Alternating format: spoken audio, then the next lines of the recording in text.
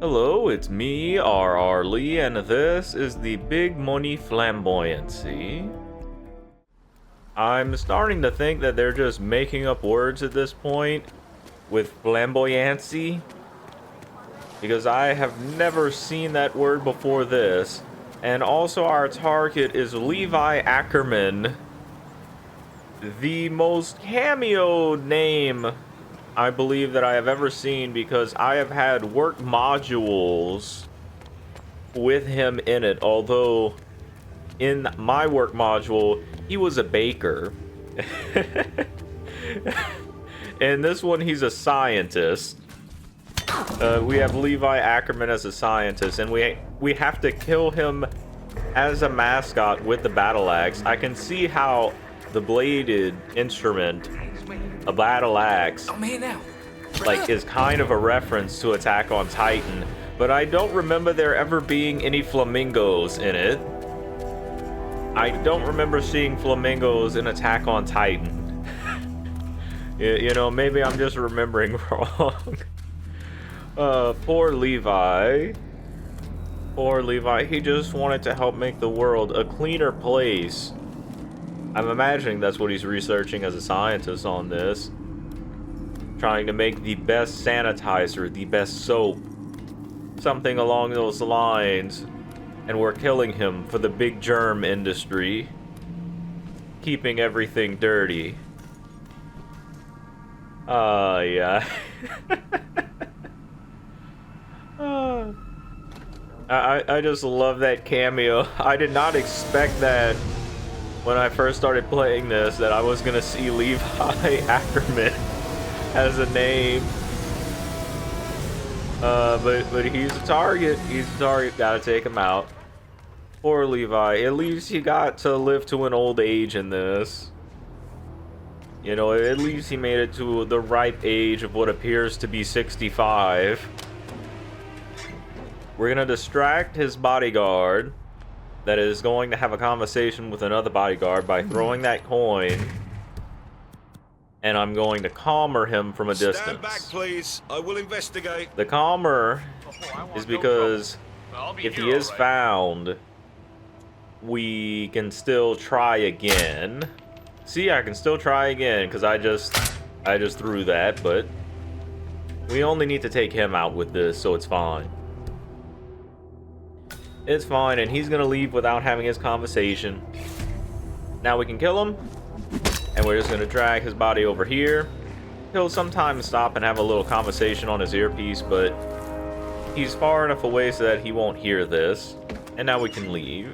We can use the crowbar to open this exit, the flamingo exit, where we just get to fly away. There's usually a helicopter here, but instead now it's 2 eggs.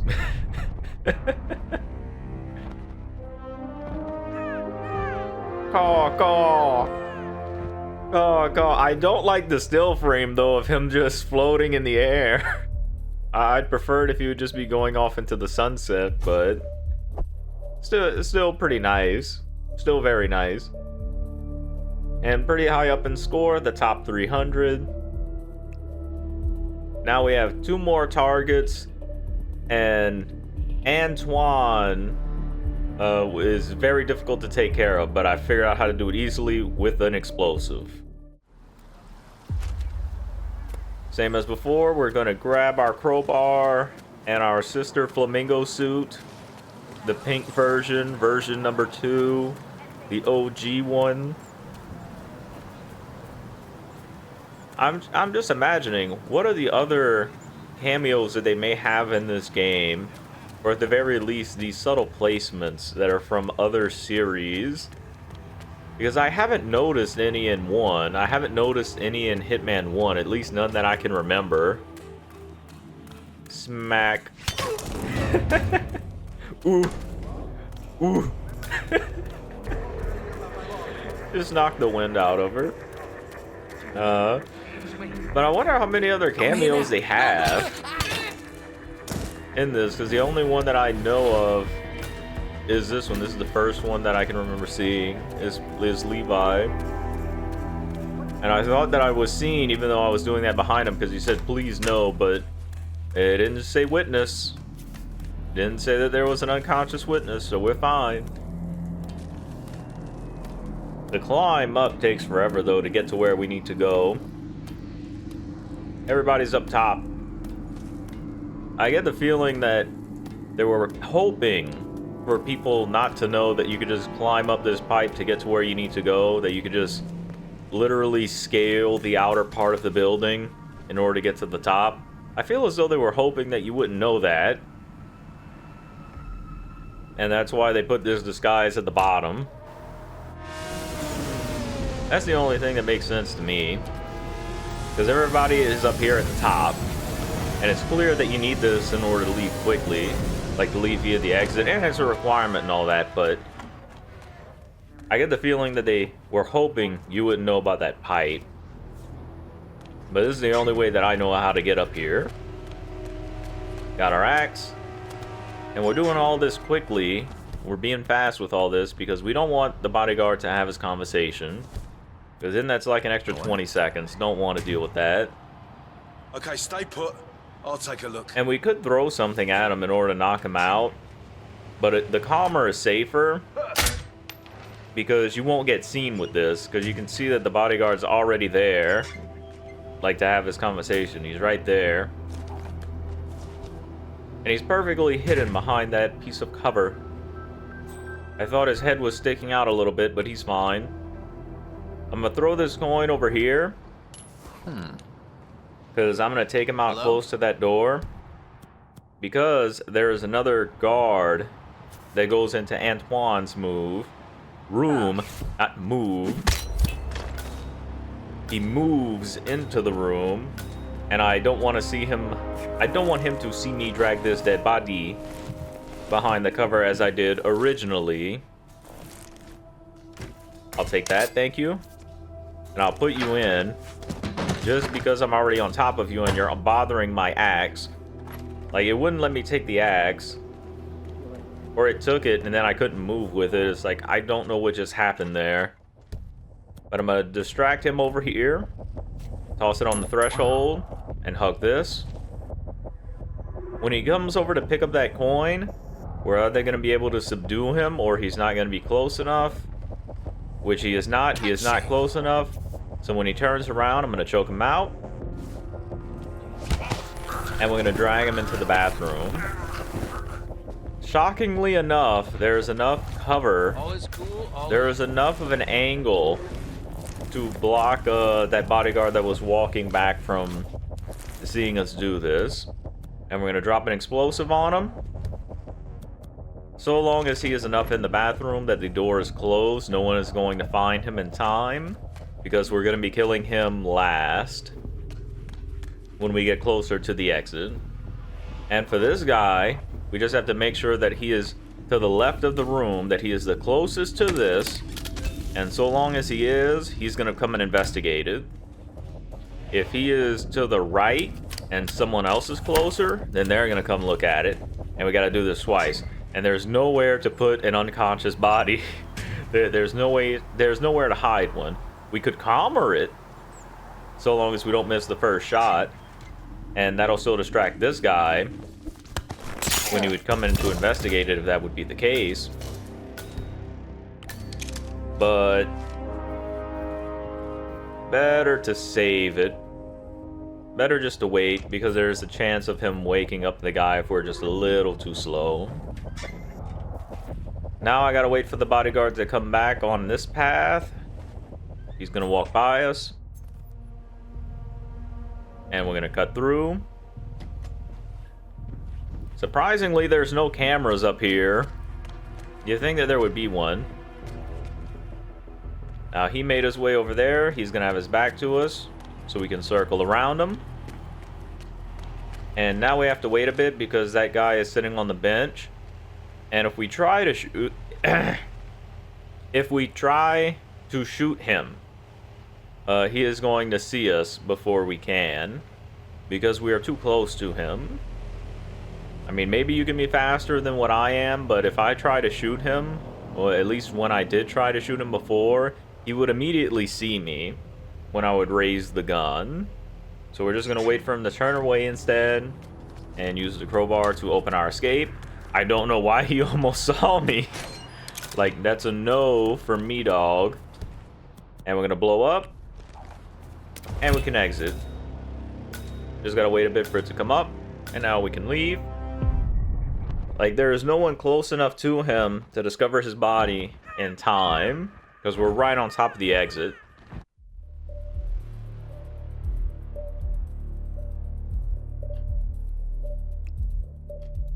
Let's see. Even better. Okay, 123. I was not expecting that. I thought I would still be around the same as the other one. That means that we're able to do the first one faster. That's incredible. Now we have to kill everyone within 30 seconds of each other. It is not as difficult as it seems because we have an explosive.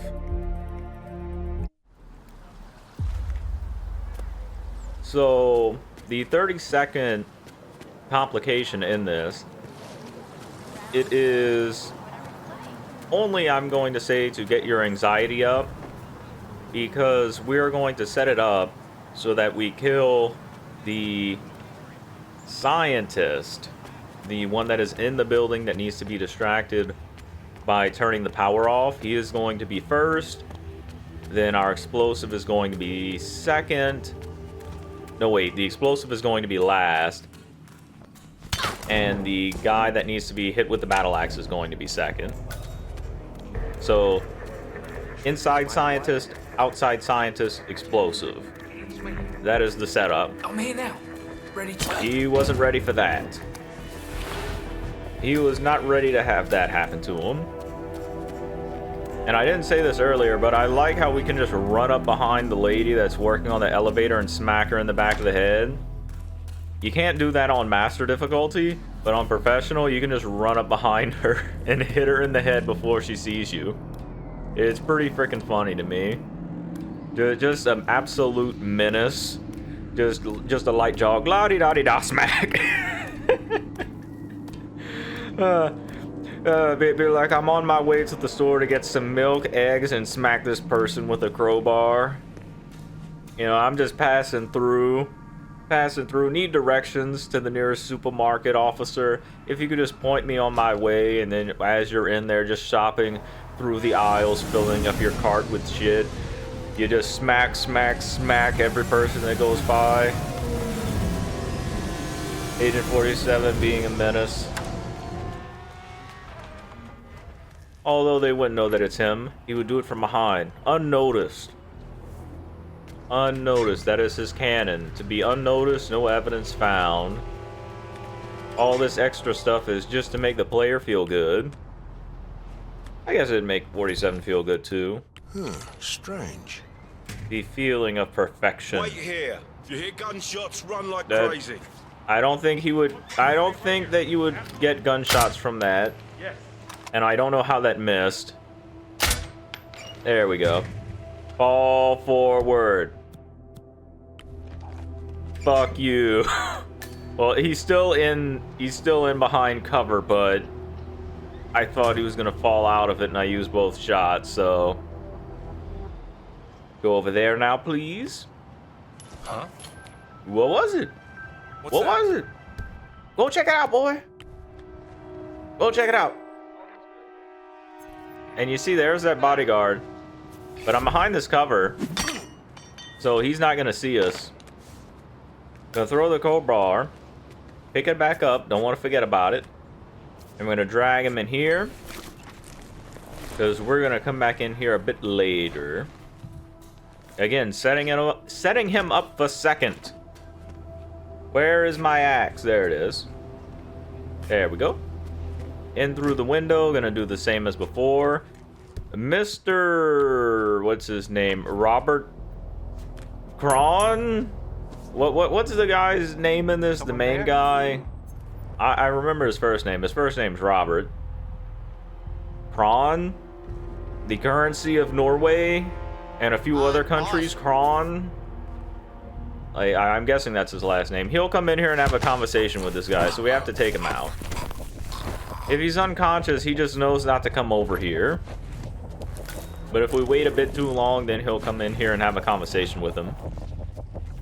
So it's important that we take him out first before moving on. Like, that's why we choke him out and set him up.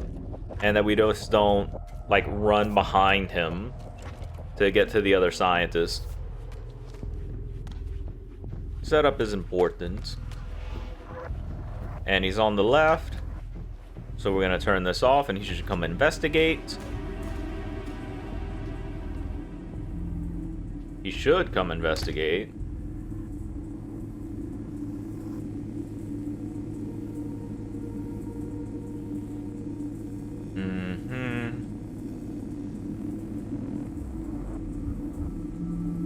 Oh yes, I just stopped talking and forgot to say this, but I'm looking at the minimap right now because I'm waiting for the bodyguard on the minimap that was walking all the way to the left to walk all the way to the left.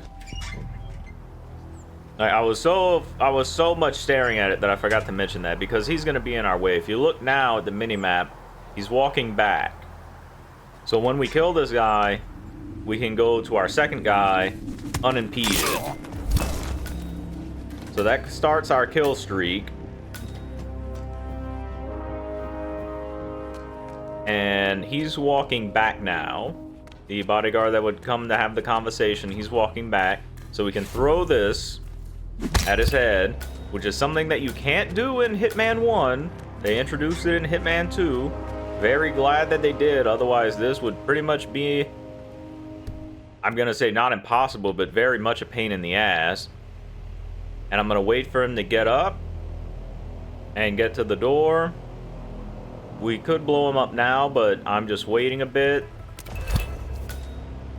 because we can do it at any time so long as the bodyguard that would normally have the conversation is not too close to the bathroom. As long as he's not, it doesn't matter. So long as we do it before the timer runs out. And that is the Bigmooney Flamboyancy. Oh, cool. Cool, cool. I don't know what escalating the situation is. I'm guessing that's just for this escalation contract for doing one. And it's 2:11. 2:11 and a couple seconds, a few seconds, 3 seconds faster than the last one, I believe.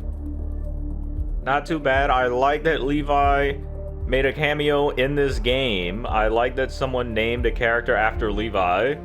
That is beautiful. I'd like to thank you for watching. I really appreciate it. And I hope that you'll enjoy the next one as well. Goodbye. Goodbye.